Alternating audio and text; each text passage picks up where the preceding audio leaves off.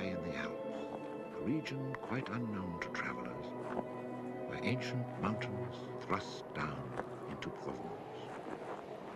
The trek began on barren moors, 12 or 1,300 meters above sea level, through land that was bleak and monotonous. Nothing grew there but wild lavender.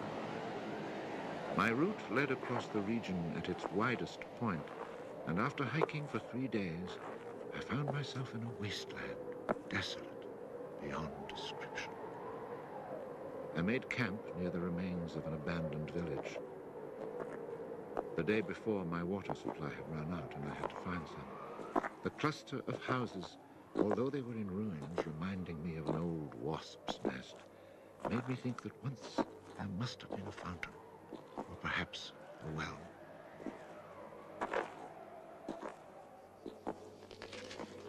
There was indeed a fountain, but it was dry. The roofless houses, eaten away by wind and rain, and the chapel with its crumbling belfry, stood arranged like houses and churches in a living village. But here, life had vanished. It was a sunny, cloudless June day, but over these bare highlands blew a fierce, insufferable wind. Growling through the skeletons of the houses, it sounded like a wild beast disturbed while feeding on its prey. I had to move camp.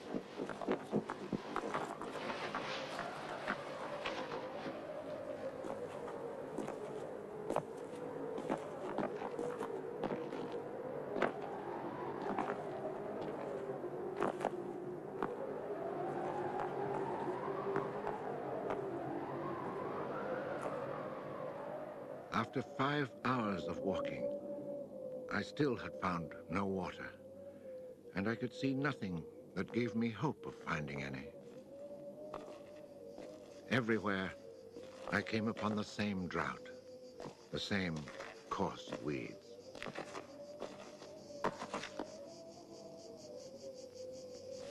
In the distance, something caught my eye. A thin, dark shape that I took for a tree stump. But just in case, I walked towards it.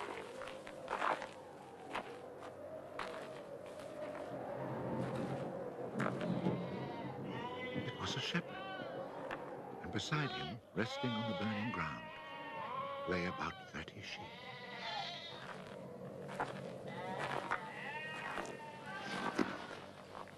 He let me drink from his gourd, and presently he led me to his sheepfold in a hollow in the plain. He drew water. Excellent water it was, too, from a very deep, natural well over which he had rigged a simple windlass.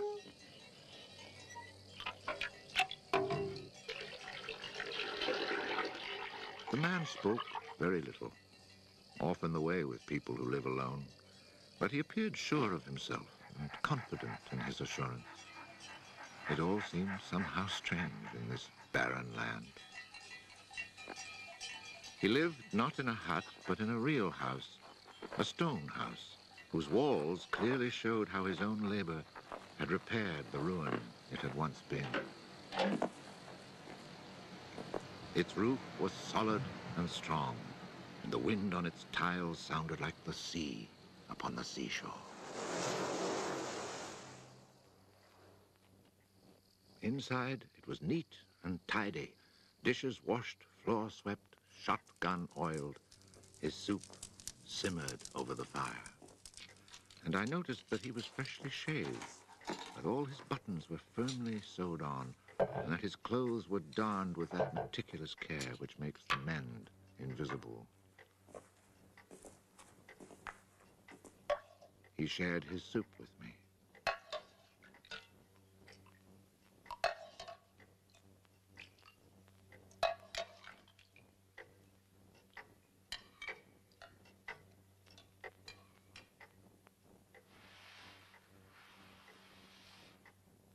When I offered him my tobacco pouch, he told me he did not smoke. dog, silent like his master, was friendly without fawning.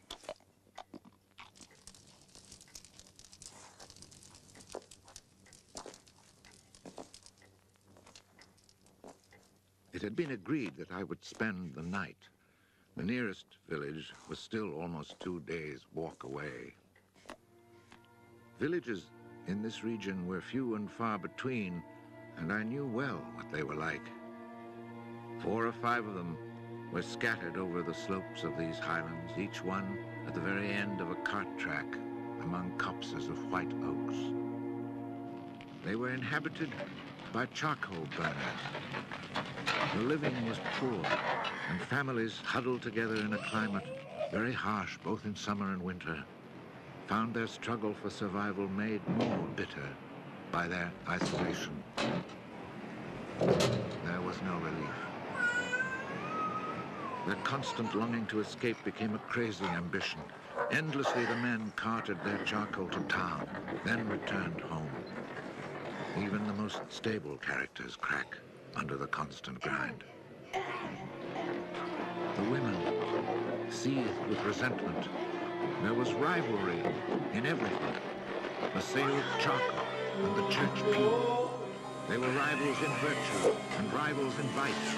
And the battle royal between vice and virtue raged incessantly. And always there was the wind. The ever-present wind constantly grating on the nerves. There were epidemics of suicide and many cases of madness, nearly always ending in murder.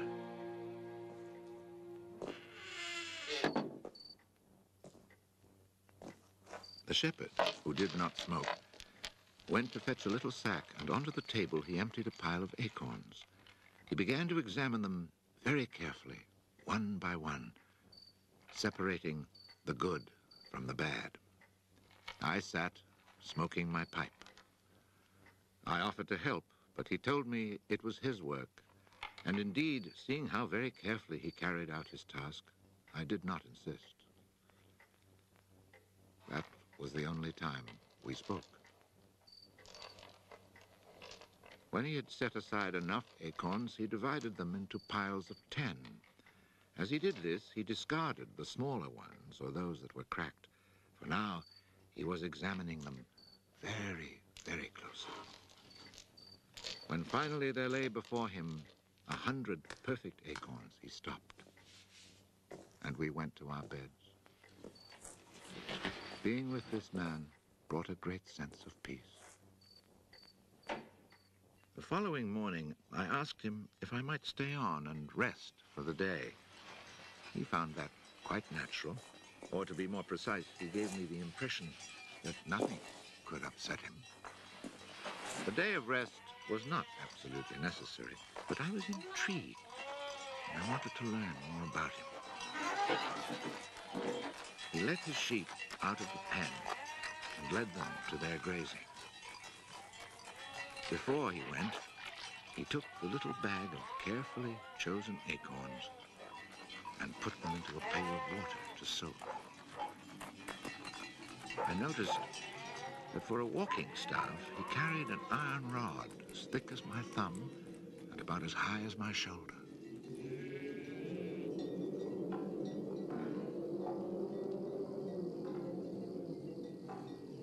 Pretending to take a leisurely stroll, I followed him at a distance, but keeping on a parallel path with him.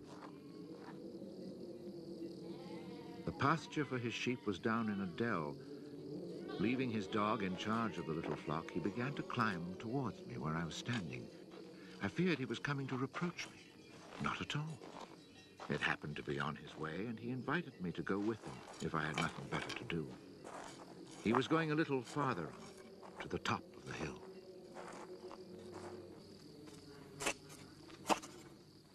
When we reached his destination, he began to drive his iron staff into the ground.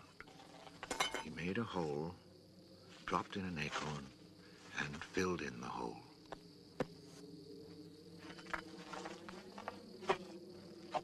He was planting oak trees. I asked him if he owned the land.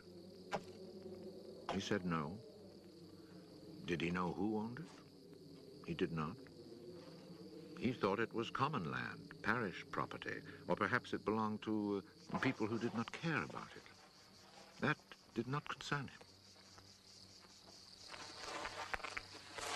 And so with infinite care, he planted his 100 acorns.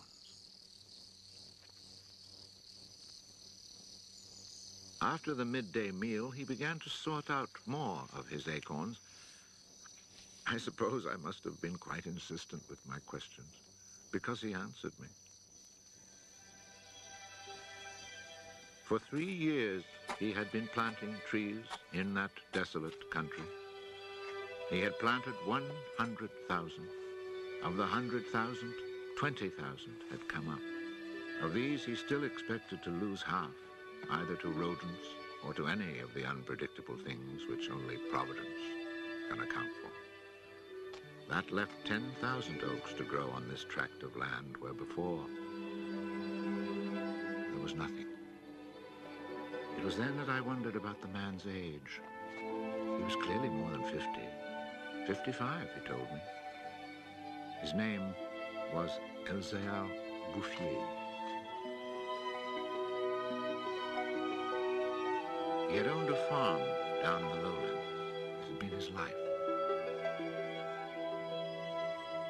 He had lost his only son, and then his wife, and had withdrawn into this solitude where he was content to live quietly with his lambs and his dog. It was his opinion that the land was dying for lack of trees. He added that having nothing very important to do himself, he had resolved to remedy this state of affairs. I was young and only thought of the future as it affected me and my search for happiness. So I told him that in 30 years, those 10,000 oaks would be magnificent. He answered quite simply that if God granted him life, in 30 years he would have planted so many more that these 10,000 would be like a drop of water in the sea. Already he was studying the growth of beech trees and had a nursery full of seedlings grown from beech nuts. They are quite beautiful. He was also thinking of birches for the dales, where he told me there was moisture just below the surface of the soil. The next day, we parted. The following year came the First World War, in which I was engaged for 5 years. An infantryman was hardly likely to have trees on his mind.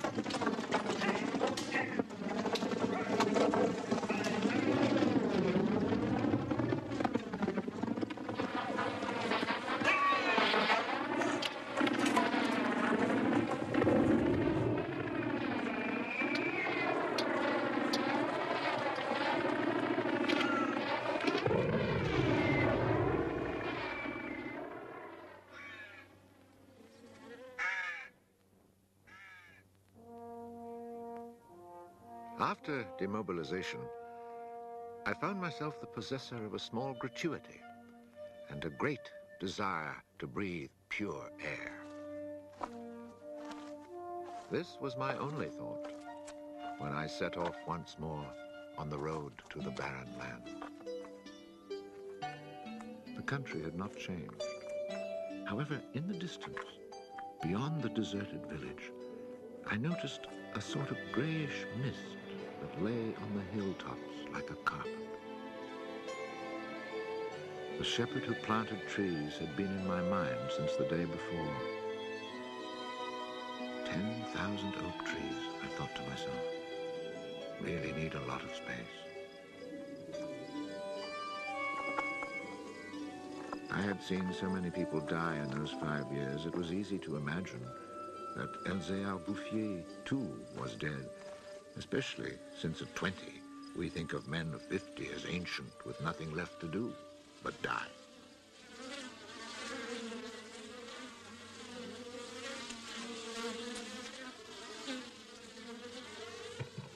He was not dead. He had changed his occupation.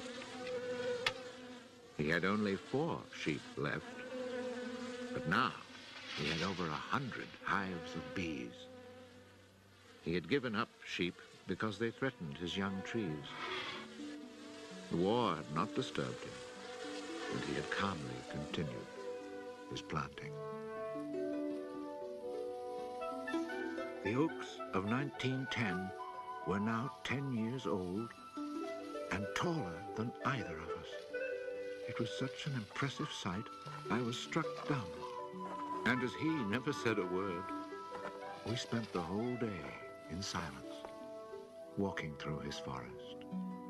It was in 3 sections and measured 11 kilometers long and 3 kilometers at its widest. When I reminded myself that all this was the work of the hand and soul of one man with no mechanical help, it seemed to me that men could be as effective as God in tasks other than destruction. He had followed his dream, and beech trees as high as my shoulder, stretching as far as the eye could see, were witness to it. The oaks were strong and past being at the mercy of rodents.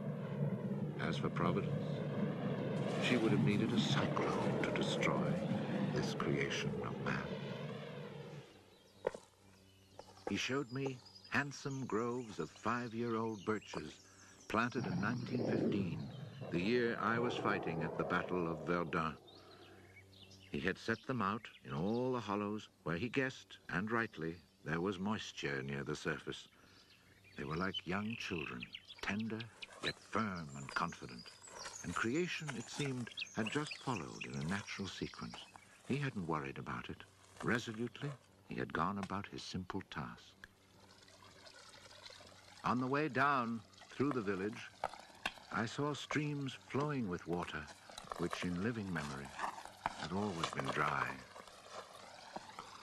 This was truly the most impressive effect of creation's natural cycle that I'd ever seen. Long ago, these brooks had been full of water. Among the miserable villages I mentioned before, some were built on sites of ancient Roman villages, and archaeologists digging in the ruins had found fish hooks, whereas in the 20th century, cisterns were needed to ensure even a modest supply of water. The wind had scattered seeds too, and as the water reappeared, so did willow trees, reeds, meadows, gardens, flowers, and a reason for living. But the change had come about so gradually, and that it was simply taken for granted. Of course, hunters who climbed these heights in search of hares and wild boar had noticed the sudden appearance of little trees, but had put it down to some caprice of nature. That is why no one had meddled with the work of the shepherd. If they had suspected it was man's work, they would have interfered. But who would even think of him? Who in the villages or among the authorities could ever have imagined such constant, magnificent generosity?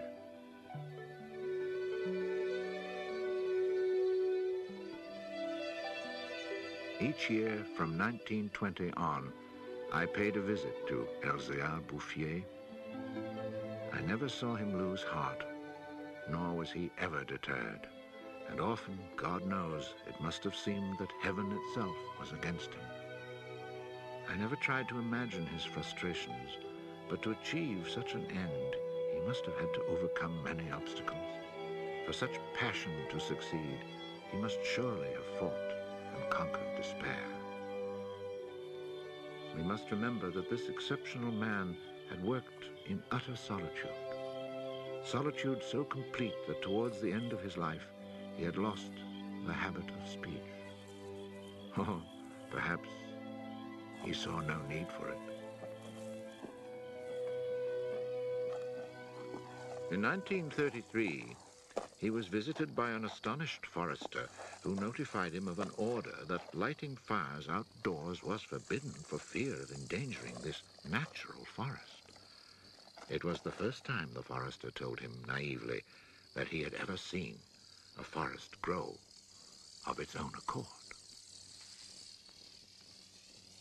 In 1935, a whole delegation from the authorities arrived to look at the natural forest.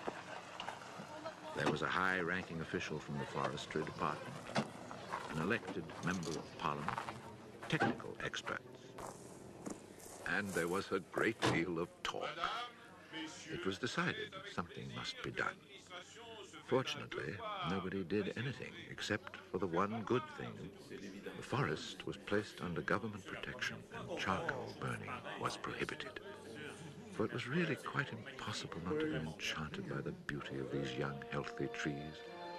And they had even managed to cast their spell over the Member of Parliament.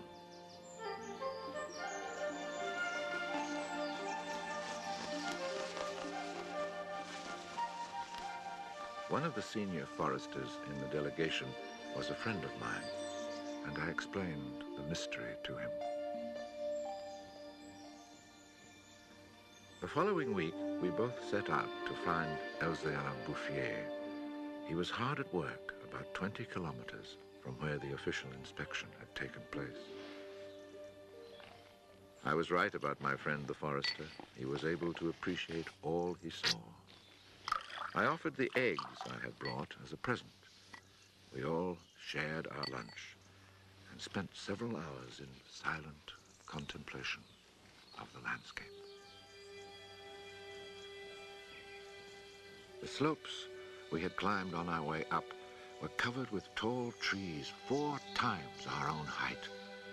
I remembered how it had looked in 1913, desolate, but quiet, regular work, brisk mountain air, the simple life, and above all, peace of mind, had endowed this old man with almost awe-inspiring health. He was one of God's athletes. I wondered how many more hectares he would cover with trees. Before we took our leave, my friend made one small suggestion about the kinds of tree which seemed to suit the soil here. He did not press the point, for the simple reason, he told me afterwards, that this man knows more about it than I do. The idea must have been turning over in his mind, for after we had walked for an hour, he added, he knows more about it than anyone else in the world. He's found a perfect way to be happy. Thanks to this forester, not only the forest, but the happiness of Elzéar Bouffier were protected. The only serious danger to his work occurred during the Second World War. Cars being powered by wood-burning generators. There was never enough wood. So cutting was begun among the oaks of 1910, but they were so far from transportation routes that the whole enterprise proved financially unsound. It was abandoned.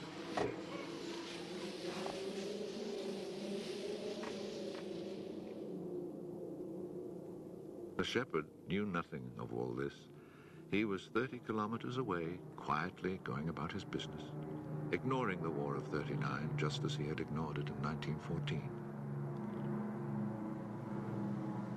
I saw Elzéar Bouffier for the last time in June 1945. He was then 87. Again I had set out on the road to those barren moors. But now, in spite of the dislocation left behind by the war, there was a bus which ran from the Durance Valley up into the mountains. I decided it must be because of this relatively speedy means of transport that I could not recognize the places where my walks used to lead me. It took the name of a village to reassure me that I really was in that region that had once been desolate and abandoned.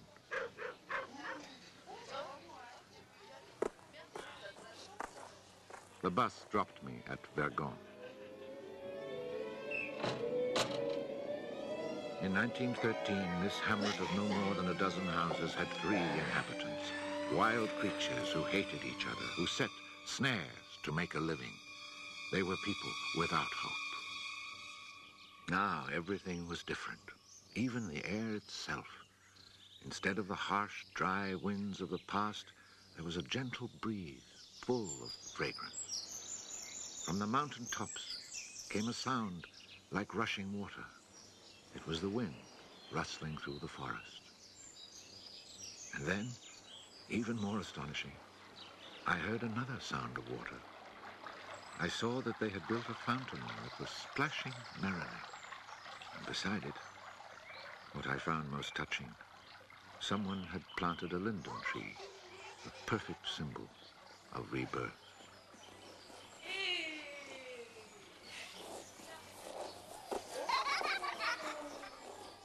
Moreover, Verdun showed signs of the kind of labor that only hope can inspire. So hope had been restored, ruins had been cleared, and crumbling walls torn down. The new houses, freshly rough-cast, stood in kitchen gardens where flowers and vegetables grew in orderly confusion. Roses and cabbages, snapdragons and leeks, celery and anemones. It had become a place where one would want to live.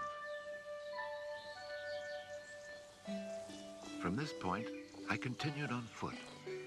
The war had not been over long enough for life to reach full bloom, but Lazarus had emerged from the tomb.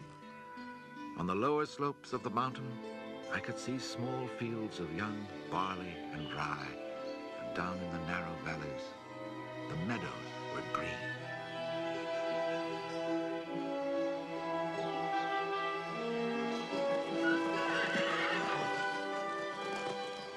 It has taken only 8 years since then for the whole countryside to glow with health and prosperity.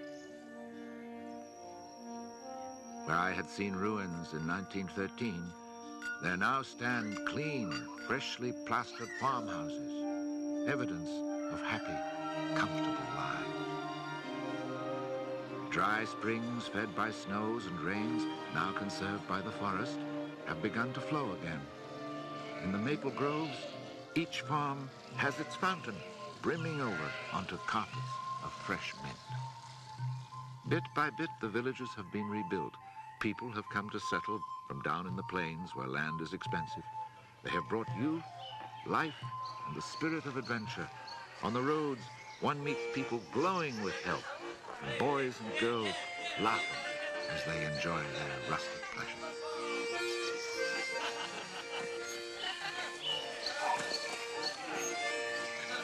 Counting those who lived here before, quite changed by their life in gentle surroundings, and including the newcomers, more than 10,000 people owe their happiness to Elzéar Bouffier. When I think that one man, one body, and one spirit was enough to turn a desert into the land of Canaan, I find after all that a man's destiny can be truly wonderful.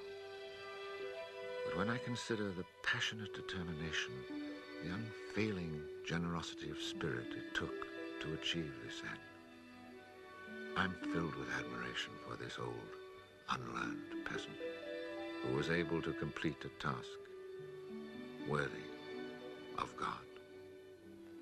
Elzéar Bouffier died peacefully in Banon in 1947.